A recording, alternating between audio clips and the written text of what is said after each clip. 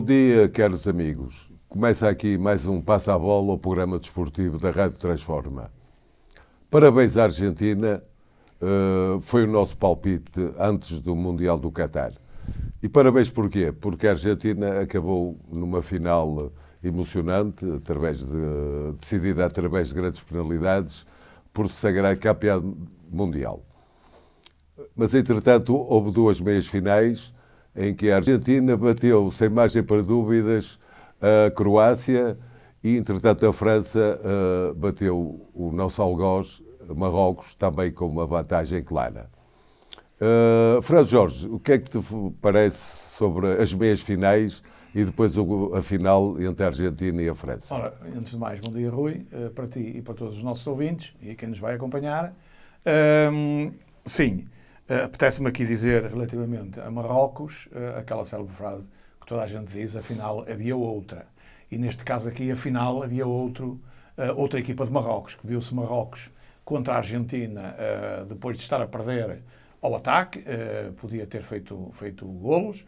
Viu-se Marrocos para o terceiro e quarto lugar, que é o que estamos aqui a falar, com a Croácia, que perdeu, mas demonstrou que podia jogar mais ofensivamente. O seu treinador é mais um que fez, além de ter feito um bom trabalho durante o Mundial, evidentemente, né? Marrocos nunca tinha chegado a este ponto, a disputa do terceiro e quarto lugar, fez história, mas acho que foi um pouco conservador o seu treinador, porque Marrocos, quando veio para o ataque, e da maneira como jogaram, cheguei à conclusão que Marrocos tinha mais qualquer coisa para dar. E tinha dado outra imagem de não pôr autocarros à porta, como fez contra a seleção portuguesa, que foi o caso. Basicamente jogaram à defesa e fizeram o golo em contra-ataque.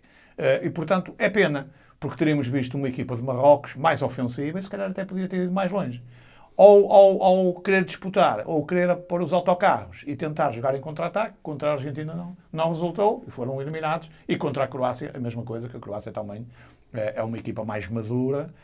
Não esquecer que a Croácia ficou em segundo lugar no último Mundial, é muito importante, é um país pequeno, dividido, como toda a gente sabe, entre a Sérvia e a Croácia, e portanto tem um meritório terceiro lugar este ano, neste Mundial, quando no último teve o segundo lugar. Depois, e aliás, há uma frase muito importante que eu quero dizer aqui, que é um recado à seleção de Marrocos. Quem não sabe perder, também não sabe ganhar, porque a seleção de Marrocos, ao fim, portou-se mal, nem sequer esperou que fosse distribuído as medalhas do terceiro e quarto lugar e foi para o balneário, não é? Já vimos isto aqui no Campeonato Português, feito por alguém, não me interessa agora dizer quem. Isto fica muito mal, porque é preciso saber perder para se saber ganhar e dar valor quando se ganha. Nem sempre se pode ganhar, como é evidente. Claro. Relativamente não sei se queres passar já à Argentina. Sim, passamos já à final, que realmente foi. Sim, tivemos emocionante. Para mim, uma das grandes finais dos últimos anos, talvez 10, 15, 20 anos, não me lembro de uma final tão empolgante como esta, praticamente no prolongamento e na parte final da segunda parte, em que foi um jogo impróprio para cardíacos, como se costuma dizer, não é? Se houvesse ali muitas pessoas que tivessem alguns problemas, tinham ficado lá.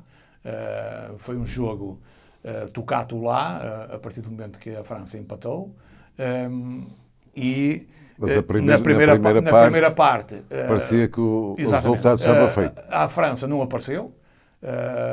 Estranhamente, porque a França até, quanto a mim, foi das melhores equipas a jogar, a praticar o melhor futebol, e a França durante a primeira parte não apareceu. A Argentina fez 2 golos, um aos 23 minutos de penalti pelo Messi e outro numa grande jogada pelo Di Maria.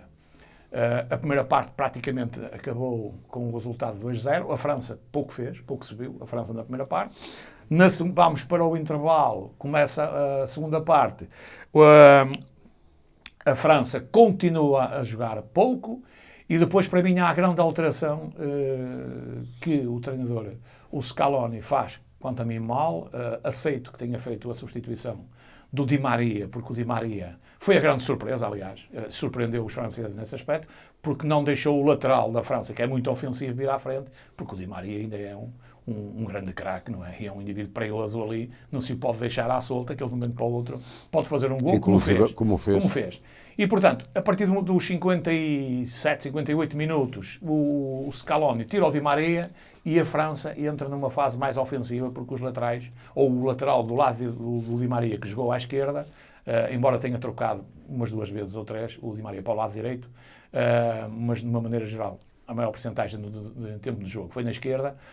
O lateral francês começou a ir mais à frente, a subir, e a França começou a vir ao de cima a impor o seu jogo. E tanto impôs o seu jogo que há um penalti, há uma situação de golo da Argentina que não é concretizada porque a França tem um grande guarda-redes. Aliás, 2, quer o argentino, quer o guarda-redes francês, para mim foram um dos melhores do Mundial. O guarda-redes argentino o guarda-redes da França, o Lloris, faz uma grande defesa, senão tinha sido o 3-0 e aí o jogo estava acabado, quanto a mim. A Argentina convenceu-se com o 2-0, o resultado estava feito, e nós aos 80 minutos temos um penalti, quanto a mim escusado, do Otamendi, sem necessidade nenhuma, bem assinalado, e a Argentina, pelo MVP, faz o 2-1, e passado um minuto faz um grande gol, numa grande finalização. Não é uma grande jogada, mas é uma grande finalização do MVP, que faz o segundo, o 2-2. E, portanto, vamos para o fim do jogo e com o empate. Quando já ninguém contava com exatamente. Quando praticamente a Argentina e toda a gente estava a ver o jogo, pensava que o resultado estava feito. No prolongamento, continuámos, a Argentina entra melhor do que a França, jogaram ali taco a taco, fizeram mais um golo cada um, e depois andaram ali com várias situações em que a França teve uma grande oportunidade no ponta de lança, que tinha lá o pai na bancada e tudo, podia ter resolvido o desafio, não resolveu, com uma grande defesa do guarda-redes argentino, e uma jogada final da Argentina, já no prolongamento, na segunda parte do prolongamento, em que um cabeceamento mal feito, praticamente sozinho, podia ter resolvido a situação. Vamos para penaltis. Ora bem, penaltis toda a gente sabe, e pelo menos até segundo o histórico, a Argentina tem ganho sempre nos penaltis e mais uma vez se provou. A França, contrariamente aos portugueses, já tínhamos falado aqui, acho muito bem, eu se fosse treinador, para mim, os primeiros a marcar os penaltis eram os indivíduos mais consagrados, até para dar uma base de confiança aos outros, não é? E, portanto, a França, nesse aspecto, e a Argentina estiveram muito bem. Começou o Messi por marcar, o Messi marcou, e a seguir foi o MVP marcar também, e fez 1-1. A seguir, a Argentina marca e a França falha o primeiro penalti. Falha 2? Sim, e depois falha o terceiro. Ora, nem sequer foi preciso marcar os 5 penaltis para a Argentina, porque ao quarto penalti a Argentina consagrou-se e ganhou o Campeonato do Mundo, meritoriamente, porque a Argentina foi em crescendo, independentemente das críticas. Sim, porque começou com uma derrota perante a Arábia Saudita. E de não ser um dos grandes candidatos, tirando aqui nós, que apostámos na Argentina, antes de começar o campeonato. Não é? Por acaso temos a frase desta semana em que dizemos isso. Não era uma das favoritas para a maior parte das pessoas e das apostas desportivas, de quem apostou, e na maioria dos comentadores, mais era França, Espanha, Alemanha, Inglaterra, até Portugal. A Argentina, ninguém falou assim muito na Argentina, podia ser um candidato, mas depois, ao fim, começaram a ver... Um outsider. E começaram a ver que a Argentina poderia, eventualmente, ganhar o campeonato, o Mundial, como ganhou. E, portanto, isto é muito importante para o Messi. O Messi já disse que é o último Mundial, contrariamente ao Ronaldo. A grande arma aqui da Argentina foi a união no balneário, nota-se perfeitamente. Há 2 grandes diferenças que eu vou fazer em comparação. Enquanto o Messi ganhou o balneário, o Ronaldo perdeu o nosso balneário. E foi aí a grande diferença entre a Argentina, campeã mundial, e Portugal, que podia ter aspirado a pelo menos ir mais longe. Não é? Parece-me que Portugal, a nível de jogadores, 1 por 1, não é nada inferior. Não é inferior. E podem dizer assim, bem, a Argentina tem o Messi, tem, sim senhor, para mim, um dos melhores jogadores do mundo. Não acho que tenha sido o maior daqueles que eu vi jogar, não vi jogar o Pelé, mas vi jogar o Maradona. Para mim o Maradona é superior, para mim, na minha opinião, é superior ao Messi. Mas nós também tínhamos o Ronaldo, que, portanto, ele equivaliam-se, e depois em termos dos outros jogadores, Portugal não é inferior a esta Argentina que a gente viu jogar. Agora, há uma união do grupo, uma união de balneário, uma união com o treinador. E aqui, em Portugal, na seleção portuguesa, houve uma desunião. E que incluiu até o próprio treinador, não é? Não é por acaso que estão desavenças, não é? E o treinador já saiu. Já saiu. E vai haver grande, e digo já que vai haver grande dificuldade para alguém tomar conta da seleção portuguesa. Enquanto lá estiver o Ronaldo, vai ter um problema para resolver. Ou o Ronaldo continua e entra na linha, ou seja, no regulamento do próximo treinador, ou não há nenhum treinador que aceite. Não é por acaso que o Mourinho, que é muito esperto e é um bom treinador, já declinou. Não foi só por causa de estar a Roma. O Mourinho sabe que tem problemas enquanto tiver lá o Ronaldo. Já o teve no Real Madrid e, portanto, ia voltar agora numa fase em que o Ronaldo já não é o Ronaldo do Real Madrid. Portanto, vai ser muito difícil, vai ser uma telenovela aqui para vários capítulos relativamente a este assunto.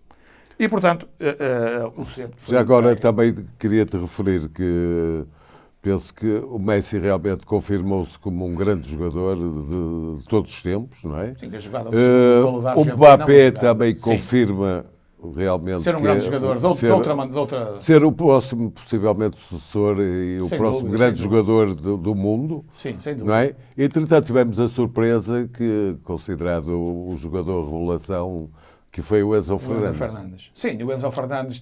lá está. Aquilo que eu disse. A Argentina foi em crescendo. A Argentina começou mal o Mundial, com a derrota com a Arábia Saudita, que não tinha nada, e depois viu-se que ficou pela primeira fase, como o Irão, como o Qatar, etc. E, portanto, a Argentina em crescendo, cresceu muito com a entrada titular do Enzo Fernandes. Porque o Enzo Fernandes não empasta a bola, é um jogador que coloca a bola a 40, 50 metros, é trabalhador, é um grande jogador, está no Sport Lisboa e Benfica, e o Benfica vai ter dificuldades em segurá-lo por muito tempo. Aliás, nem era preciso este Mundial, que já todos nós dizíamos de início, quando ele veio para cá, que ele provavelmente ia fazer uma época no Benfica, não mais do que confirmou, isso. E está confirmado.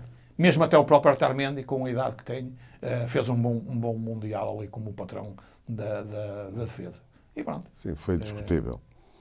E o que é que te parece na globalidade este Mundial? Porque foi num país polémico, numa altura que nunca se jogou, não é? Portanto, a meio de uma temporada, pelo menos a nível europeu, nunca tal se tinha acontecido. Portanto, os Mundiais eram sempre no fim das temporadas. Globalmente, o que é que te pareceu este Mundial? O presidente da FIFA já veio dizer que foi o melhor Mundial de todos os tempos. Não sei se tu concordas com isso. Não concordo muito que tenha sido o melhor Mundial de todos os tempos. Agora, há determinadas coisas que eu concordo. Tirando o caso das polémicas à volta dos direitos humanos, que não nos traz para aqui, não vale a pena estar a discutir isso, porque se fôssemos ver a fundo, teríamos que discutir isso noutras amplitudes, onde se disputaram alguns mundiais já também, portanto também os problemas também já existiam lá e nunca os levantaram. Aqui o Qatar a gente sabe muito bem como é. O que eu tenho a dizer é que, em termos de organização, foi uma boa organização. Em termos de campos de futebol, excelente. Irrepreensível. Os relevados estavam irrepreensíveis, tirando uma exceção de um que levantou mais um bocado, mas estavam irrepreensíveis. A qualidade dos estádios, irrepreensível também, do melhor que há. A nível da assistência e de adeptos, também muito bem organizado. Certo que lá há muito dinheiro, tiveram que pagar para alguns para encher alguns estádios, a gente sabe disto. E depois a parte futebolística, que acho que foi um campeonato muito bem disputado, acima da média dos outros campeonatos. E também porquê? Muito fácil de chegar lá. É que basicamente não é no fim de um campeonato em que os jogadores já têm 40, 50, 60 jogos nas pernas. Os jogadores estão no auge da forma, praticamente, porque pararam o campeonato. Alguns, como é o caso português, ainda menos de metade do campeonato, e portanto os jogadores estão com a força toda, estão em plena forma e foram para lá e demonstraram isso a maior parte das equipas. Acho que há equipas ainda em demasia, contrariando a FIFA e o Infantino. Acho que esta coisa de querer aumentar para 48 clubes é uma coisa irreversível. Não vejo melhoras para o campeonato mundial com 48 clubes. Acho que estes 32 já é mais que suficiente. Claro, alguns até nem deviam lá estar, provavelmente, mas pronto, entendo que merecem também lá. Sim, esse modelo de 32, mas mais do que isto é saturar e levar para lá equipas que não têm interesse nenhum, porque no fundo é um campeonato que torna-se mais moroso e as pessoas depois perdem a qualidade. Sim, e o campeonato do mundo, o apuramento já filtra muitas equipas. Depois penso que é um tivemos, exagero. depois tivemos uma meia-final espetacular também, um grande jogo entre Marrocos e a Croácia, um jogo competitivo, e um grande jogo, como eu disse, que não me lembro nos últimos 15, 20 anos de ter um jogo tão competitivo como o que tivemos entre a França Portanto, tivemos e um a Argentina. campeonato do mundo globalmente muito cheio. positivo. Sim. Pena foi Portugal realmente ter frustrado as expectativas que eram elevadas e legítimas. Mas Portugal jogou contra si próprio. Portanto, esse é um problema grave, não é? Que qualquer equipa que vai para lá e cria problemas e não resolve os problemas dentro do campo, praticamente de pouco tempo lá resta, não é? Foi o que aconteceu. Sim, até me parece que aquele incidente com o Ronaldo, quando foi substituído e depois provocou toda aquela celeuma a nível de balneário, a nível da titularidade do Ronaldo ou não no jogo seguinte, que realmente foi para o banco, e não só, que prejudicou imenso a nossa seleção. E Rui, não só ao Teve nível, um bocadinho a ver com o que aconteceu no México. Sim, não só a nível do Ronaldo e da equipa, mas também a nível da estrutura da Federação Portuguesa de Futebol, nomeadamente com os jornalistas e tudo, das entrevistas, que meteu algumas entrevistas, escondeu determinadas situações, portanto, portaram-se mal. Estiveram ao mesmo nível do Ronaldo e da seleção portuguesa, não é? E nós vamos ver isso agora nas próximas novelas, que vão ser várias, que se vão compor com esta situação da seleção portuguesa. Vamos ver, estamos cá para ver e para comentar. Pronto, escalpelizando sumariamente o que aconteceu no Mundial e mais uma vez reiterando os parabéns à Argentina, cá em Portugal continua a Taça da Liga e com uma grande surpresa. O Benfica não perdeu a sua invencibilidade ao longo da época, a nível de jogos oficiais, mas foi com surpresa para toda a gente, eliminado num grupo em que o Moreirense passou aos quartos de final. O que é que tens a dizer sobre isso? Sim, é uma coisa muito, muito rápida. Ainda bem que se fez este torneio, eu disse aqui, achava muito bem. Aliás, o Amorim disse a mesma coisa, o treinador do Benfica achava que devia parar o campeonato, eu acho que não, porque os jogadores estavam aqui parados. É bom para os jogadores que não jogam tantos minutos. Foi-lhe dada uma oportunidade e está-lhe a ser dada nesta Taça da Liga, porque é preciso também angariar verbas e receitas, não é? Para pagar aos jogadores ao fim do mês. E se não houver jogos, os clubes mais fracos não têm essa possibilidade. Não têm jogadores na seleção, não vão receber como ao Benfica 1,7 milhões de ter lá, o coisa que é dinheiro, não é? E algum, bastante. O Benfica no Moreirense, toda a gente sabia, ou pelo menos o Moreirense, que em caso de empate passava à fase seguinte. Foi o que aconteceu. O Benfica teve muitas oportunidades, 2 bolas nos postes, o Moreirense também, mas o Benfica pecou primeiro no jet lag, que aqueles indivíduos que vieram da seleção ainda estão com a cabeça um pouco no Mundial. E alguns jogadores que, neste caso, não critiquei, mas vou agora fazer uma crítica pela positiva ao Roger Smith. Ele esteve bem, portou-se bem mesmo ao fim e tudo. Não arranjou desculpas por ter, não é perdido, mas empatado, e ter saído da contenda da continuação da Taça da Liga. Não arranjou desculpas, isso é de louvar, é louvável. É uma nova coisa no futebol português, que é importante. Mas esteve mal quanto a mim na substituição do Draxler, que acho que se jogou tempo a mais. Não só o Draxler, como alguns jogaram tempo a mais. Ele demorou muito tempo nas substituições e podia ter alterado a situação do jogo. Não aconteceu isso. Pronto, passam as outras equipas que vão jogar agora, esta semana, os quartos de final, que vamos ter um bom jogo entre o Sporting e o Sporting Braga, já hoje. O Académico Viseu, o Jorge Costa está a fazer um grande trabalho no Académico Viseu. O Académico Viseu tem um investidor já e está apostado em vir para a primeira divisão. Está a fazer um excelente trabalho, vai jogar com o Boa Vista. É um jogo do triplo. O Boa Vista, o ano passado, esteve na final fora. Este ano, não sei, o Viseu vai dar a luta. O Porto com o Gil Vicente, à partida, o Porto é favorito, até porque joga em casa. Se fosse no Gil Vicente, podia ser mais complicado, ou não.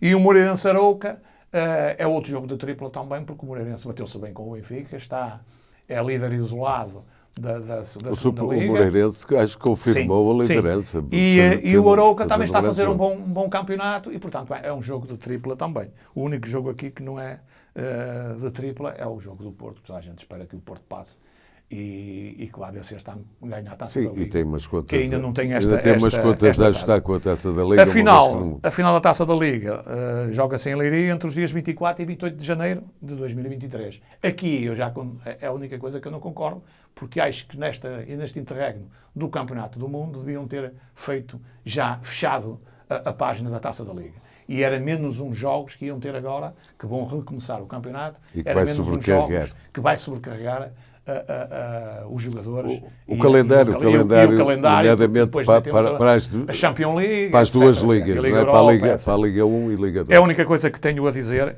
relativamente a isto, que podiam ter fechado a página e, portanto, facilitavam a vida, quer aos clubes, quer aos jogadores e ao próprio calendário em si. Pronto, vamos aguardar.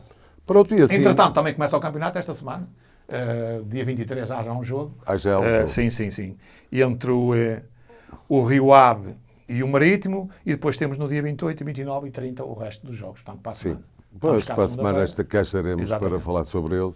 Entretanto, vamos fechar o passo à bola desejando-vos uma ótima quadra natalícia e que tudo corra bem e com boas prendas e com bons reis e que ninguém apanhe com gestões. Sim. Um bom Natal para todos e o nosso muito obrigado.